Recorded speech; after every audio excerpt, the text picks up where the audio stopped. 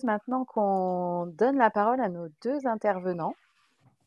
Catherine Neveu, donc tu es anthropologue et chercheuse au CNRS, et puis tu es aussi administratrice de la Fédé du Centre Val-de-Loire et compagne de route du réseau des centres sociaux, si je peux, si on peut dire. Voilà, et Jérémy Louis, on te connaît Jérémy, mais on ne le présente plus Jérémy.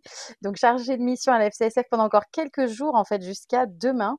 Mais Jérémy, là tu interviens en tant que chercheur, tu es maintenant docteur en études urbaines, puisque donc tu as soutenu ta thèse récemment sur le pouvoir d'agir dans les centres sociaux à travers l'exemple des tables de quartier. Merci à vous deux. Donc, vous êtes baladés dans les notes des groupes.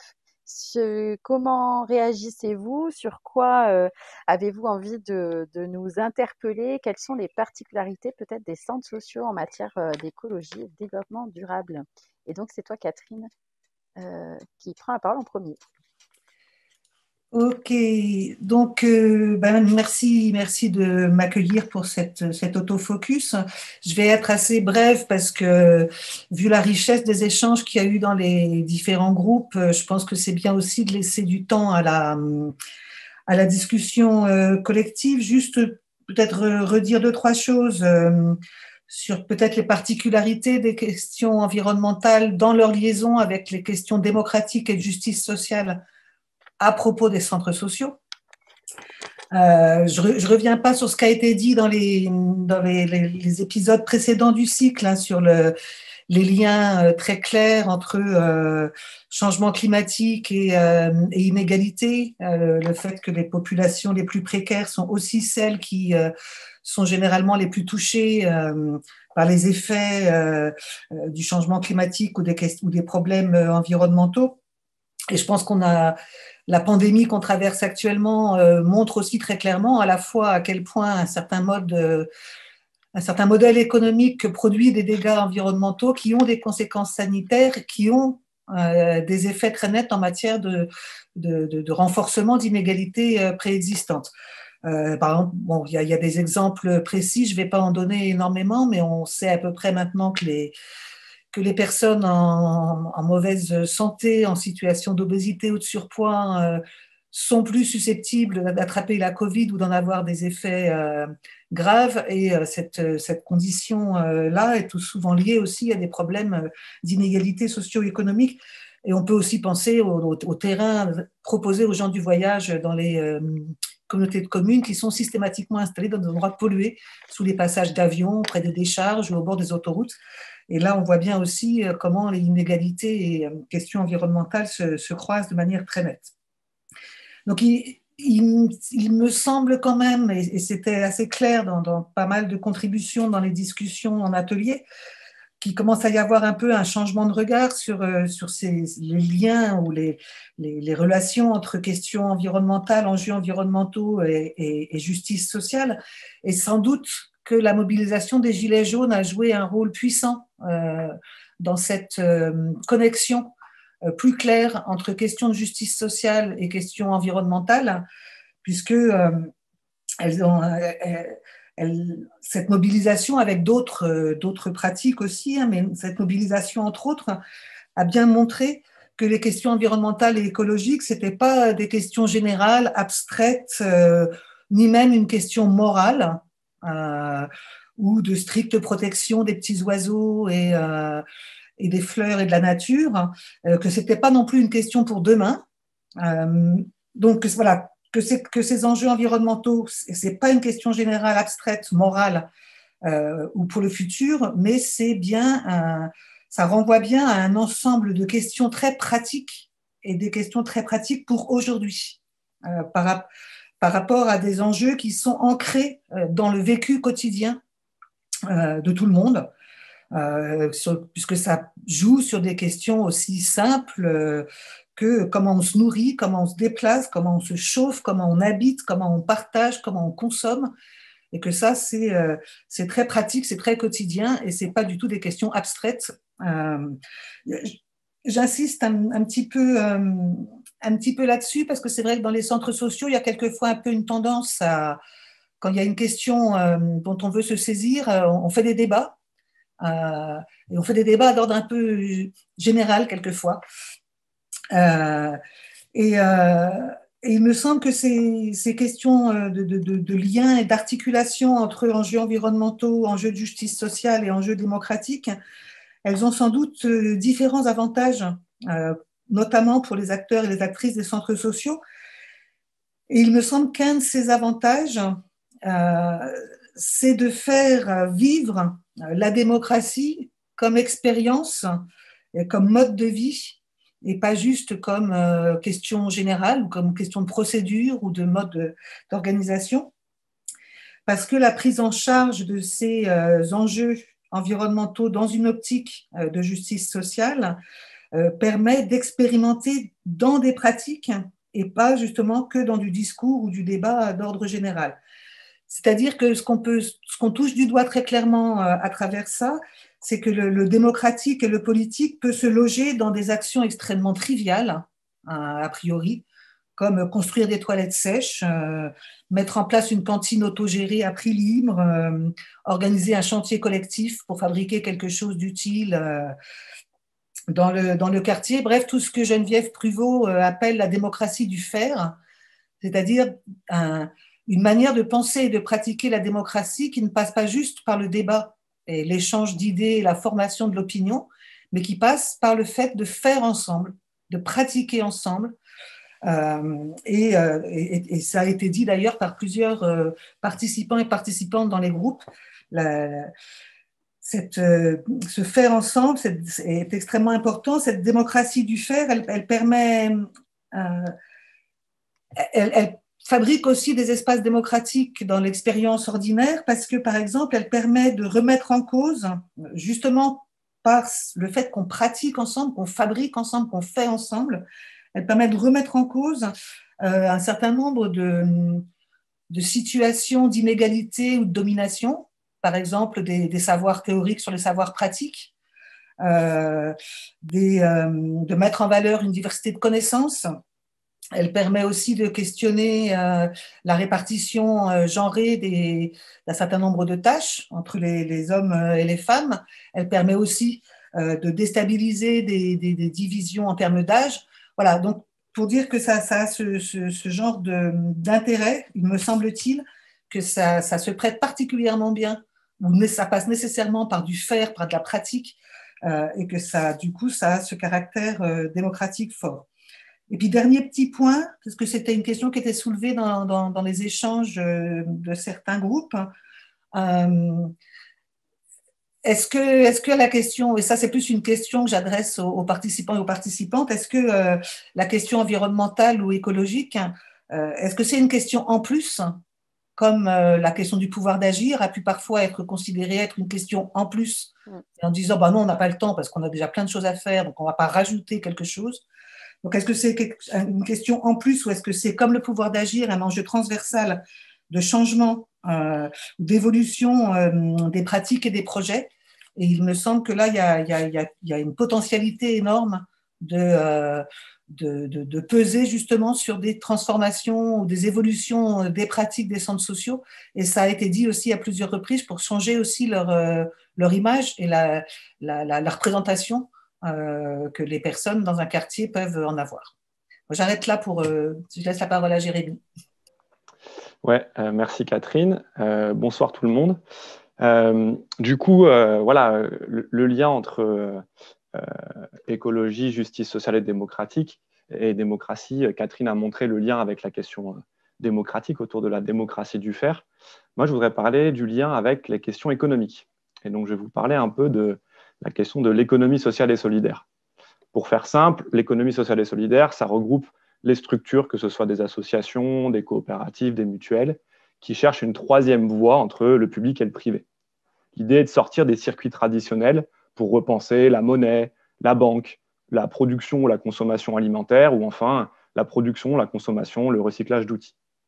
Alors récemment, l'économie sociale et solidaire, elle a pu subir des critiques qui sont justifiées du fait de la récupération de certaines idées qui étaient très chouettes, comme par exemple l'économie collaborative de type covoiturage, vers des choses beaucoup plus lucratives et moins chouettes, comme le système Uber, qui s'émancipe de toutes les règles de droit de travail et d'imposition au seul titre que ce serait de l'économie collaborative. Mais l'économie sociale, l'ESS dont on parle ici, celle des centres sociaux, elle reprend un peu l'utopie originelle de ce mouvement. C'est en fait justement essayer de faire le lien entre écologie, démocratie et justice sociale. Et dans les groupes, on a eu plein d'exemples avec des jardins partagés, des monnaies locales, des accorderies, des ressourceries, des ateliers de réparation. Plus récemment, autour de la crise, on a beaucoup parlé des repas solidaires. Et j'ai le sentiment, et je voulais parler de ça avec vous, pour moi, l'économie sociale et solidaire, c'est un peu une voie qui permet de sortir de l'effet colibri dont parlait Jonathan Attias lors de l'ouverture.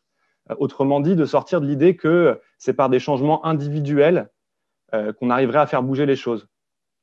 Dans le numéro du magazine C'est possible sur le climat, il y a cette citation qui dit « Les changements individuels ou les petites actions, ça ne suffit plus, il faudrait changer le système en place ». Et c'est un peu à son échelle le projet de l'économie sociale et solidaire. C'est sortir de l'individuel, sortir du sentiment d'impuissance pour agir collectivement. Il y a un monde d'écart entre se nourrir bio dans un supermarché et organiser une disco-soupe, une cuisine collective où on récupère des ingrédients chez les producteurs locaux, on cuisine ensemble, on mange ensemble et on récupère l'argent récolté dans d'autres projets collectifs. Ce monde d'écart, c'est un peu l'espoir de construire non pas juste une autre façon de consommer, mais plus largement une autre façon de vivre, qui soit en phase avec les enjeux écologiques. La différence, elle est dans le collectif, dans le fait de créer du commun, de se réapproprier son territoire, son lieu de vie. Et dans ce cadre, il ne s'agit pas tant pour les centres sociaux de faire de la pédagogie que, comme le disait Catherine, de faire ensemble, de faire avec les personnes, leurs envies, leurs compétences, leur savoir-faire. Comme l'a dit un des groupes de travail, c'est faire avec les savoir-faire qui sont déjà là, plutôt que de tout le temps acheter et gaspiller. Or, les centres sociaux participent de plus en plus à ça. Et il me semble que les projets écologiques qui ont un impact fondamental sur le fonctionnement des centres sociaux. Je vais prendre au moins deux raisons. D'abord, ces projets écologiques, ça les amène à travailler en collectif, dans des alliances interassociatives avec d'autres acteurs. J'ai vu dans les groupes, dans ce que vous avez écrit, des partenariats avec une biocoop ou encore la création de nouvelles structures, comme une coopérative pour gérer une conserverie. Et en effet, dans beaucoup d'expériences que j'ai pu suivre, les expériences autour de projets de transition, de projets d'alternatives écologiques, ont souvent été menées avec d'autres structures qui, elles, ne sont pas nécessairement dans le monde de l'éducation populaire, mais qui ont envie de toucher à de nouveaux publics. Et ce rapprochement entre associations plutôt écolo, qui luttent pour la transition écologique, et associations qu'on pourrait qualifier du champ d'éducatif et du social, me semble hyper prometteuse. Et elle montre que des voies existent qui ne sont pas que dans la concurrence entre associations, dans la recherche de nouveaux financements ou dans la réponse à appel à projets. Le deuxième point sur lequel je voulais revenir, c'est que ça change pour les centres sociaux parce que ça les amène à évoluer dans leur modèle économique. Bien sûr, les revenus issus d'une recyclerie ou d'une disco-soupe sont évidemment extrêmement marginaux par rapport au budget des centres sociaux. On a là des espaces qui sont des espaces économiques où il y a des échanges, soit du troc, des monnaies locales, en tout cas des échanges. Et cette production de biens, dans un autre but que la génération de profits, c'est ce qui définit l'économie sociale et solidaire. Et ça permet pour les centres sociaux de sortir du cadre unique des subventions publiques ou des financements privés. C'est ce que Yannick Blanc, de la Fonda, nomme l'hybridation des ressources et qui pourrait être un chemin vers plus d'indépendance vis-à-vis des partenaires financiers. Cette inscription dans l'économie sociale et solidaire est donc un enjeu important, tellement important qu'il est aujourd'hui pleinement mentionné au sein du chantier économique de la Fédération nationale des centres sociaux comme un des 5 leviers d'évolution de leur modèle économique. C'est le levier être reconnu, se reconnaître et agir comme des acteurs de l'ESS sur les territoires. Alors, il y a évidemment des enjeux politiques à ce que cette reconnaissance ne vienne pas juste légitimer des coupes budgétaires avec des partenaires qui nous diraient « Ah, mais maintenant, vous êtes autosuffisants, vous faites des recycleries, donc on n'a plus besoin de vous financer ».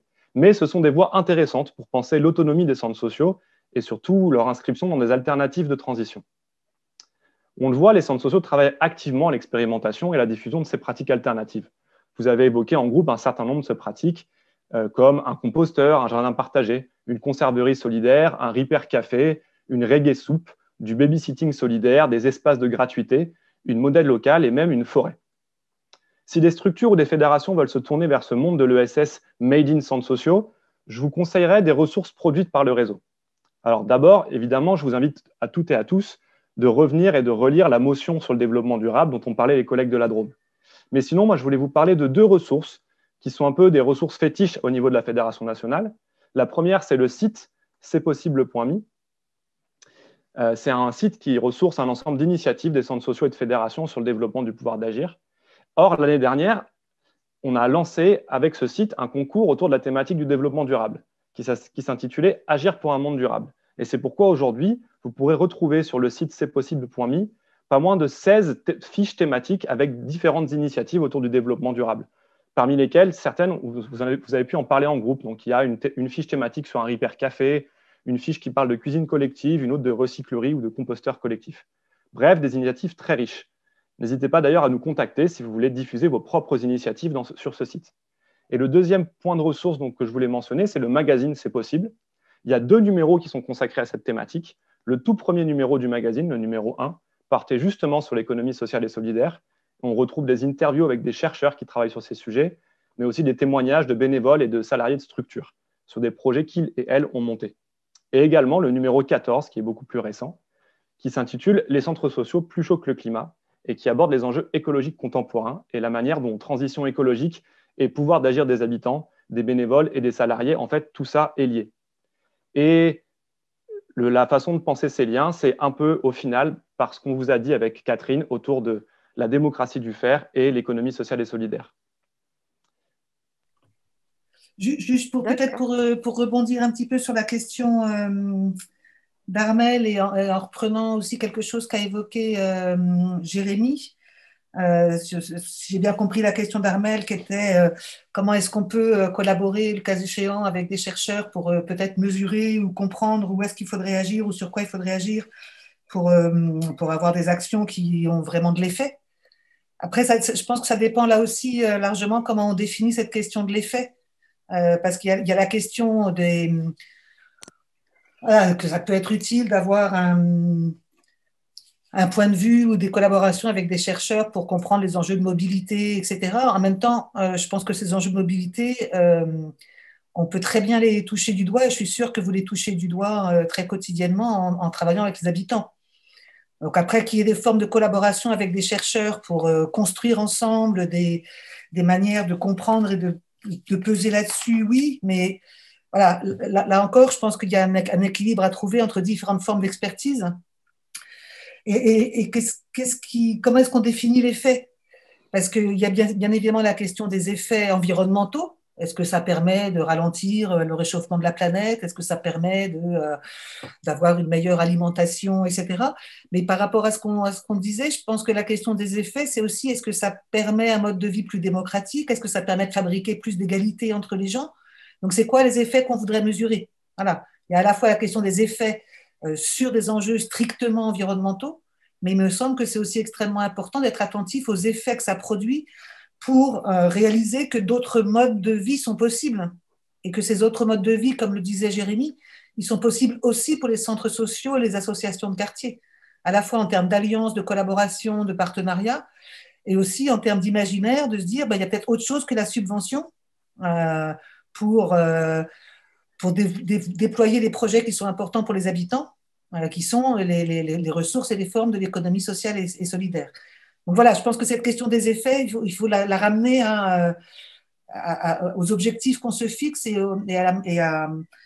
oui, aux enjeux dont on dote le travail sur ces questions-là. Une petite remarque pour répondre à ce qui vient d'être dit, et puis au message d'Armel. Je pense qu'effectivement, il y a un rôle du coup qui est aussi un rôle des centres et des fédérations et de la fédération nationale, que ce soit pas... les relations qu'on a avec les CAF ou avec la CNAF, elles sont pas juste unilatérales. Et du coup, il y a aussi cette question-là de comment est-ce que nous, on fait remonter auprès des CAF, de la CNAF et de nos autres partenaires que nos priorités aujourd'hui, c'est ça, et que si on veut travailler ensemble, il faut que ces priorités-là, elles soient communes. C'est ce qu'on est parvenu à faire autour de l'animation globale à un moment donné, ce qu'on a réaffirmé autour du pouvoir d'agir autour du précédent congrès. Il y a peut-être des enjeux à tirer, et je trouve qu'effectivement, l'idée de travailler vers des projets qui ne seraient pas que un projet social de centre social, mais un projet social et écologique, c'est des fils à tirer pour penser autrement ces relations-là partenariales et dans lesquelles on ne serait pas uniquement on ne viendrait pas uniquement nous chercher quand on a besoin de nous, mais on arriverait aussi à poser des choses communes et des choses qui sont importantes pour nous. Et si l'écologie, on considère que c'est important, faut qu'on avance effectivement sur ce terrain-là.